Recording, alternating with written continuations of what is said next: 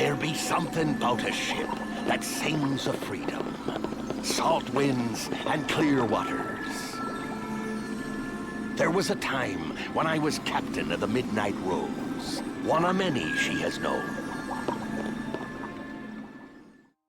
Pirates of the Sword Coast is a premium module that you can pick up for a couple bucks as DLC to the Neverwinter Nights Enhanced Edition. What is strangely unique to this one is the idea of being a pirate in D&D, at least as far as Neverwinter Nights goes. It begins during the time of the Wailing Death in Neverwinter, which corresponds to the original campaign. What's also interesting about this is the locales and the items. A lot of customizing went into the crafting these items and to make it feel like pirate loot, and the atmosphere also drips high seas adventure. While I would recommend having played some of the other campaigns before diving into this one, it is relatively low level where the character begins at level 5. Loot is fairly plenty and gold is adequate. Puzzles and traps are light, roleplay is low, but at the same time it's kinda high, and I'll explain that in a little bit. Also, it seems that it's recommended to use a melee in this module. I for one tried it with the wizard and found it challenging, but really actually fair. But before we dive too far down this rabbit hole, remember to like and subscribe for more content. Let's go ahead and dive in.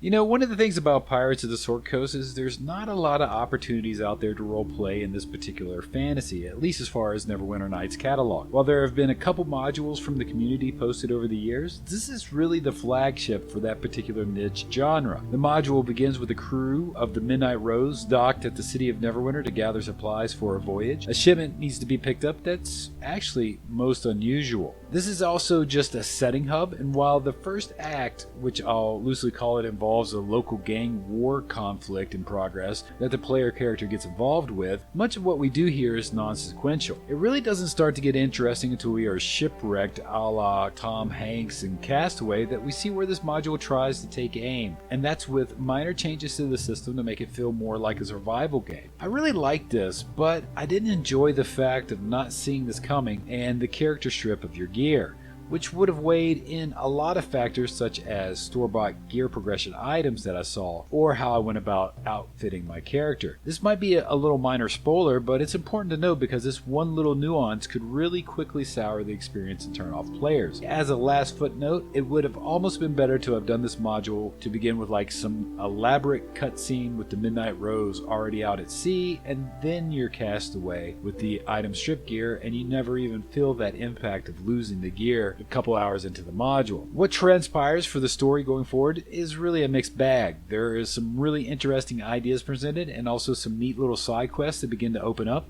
I can see a rogue being more of a favored class for this module and would be inclined to replay it as such, as a lot of what happens in these side quests can be achieved from some good old-fashioned stealthier actions or decent charisma. As far as the combat's concerned, I feel that it's important to manage the henchmen properly in this one. Like in Swordflight, which I reviewed, it is best to do a little hacking in the INI file to get better control of those henchmen. If you have any questions about this procedure, I'll leave a link down below for you to follow a guide off a YouTube video. And also, while you're at it, go ahead and give this guy a follow because he's really got some cool stuff. Pirates of the Sword Coast also offers up a really great mix of soundtracks.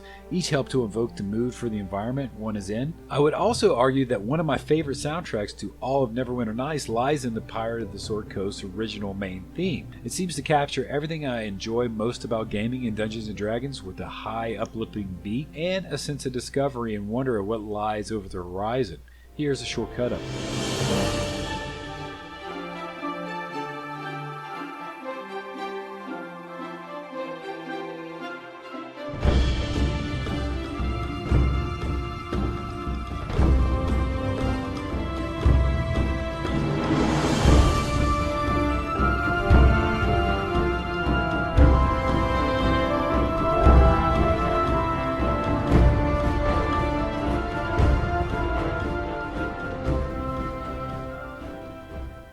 Pirates of the Sword Coast does a lot of things right, but at the same time I feel it falls short on what it's truly aiming for. There is bits of survival mixed in with unique gear and interesting characters that you'll meet along the journey.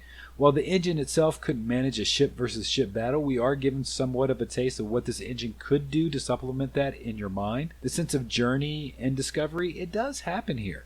I feel that it also doesn't overstay its welcome and offers a little bit of replay value if you wanted to try it from a different angle. I truly wish they would have expanded upon the survival aspects a bit more, but what we have here is maybe something where the future could have something in store, maybe a part 2 to Pirates of the Sword Coast. If anything, after 20 years, Neverwinter Nights shows it really isn't going anywhere. Well guys, that's a wrap for this one. I hope you enjoyed it. I'm going to go ahead and sign out. Have a great day gaming. Later.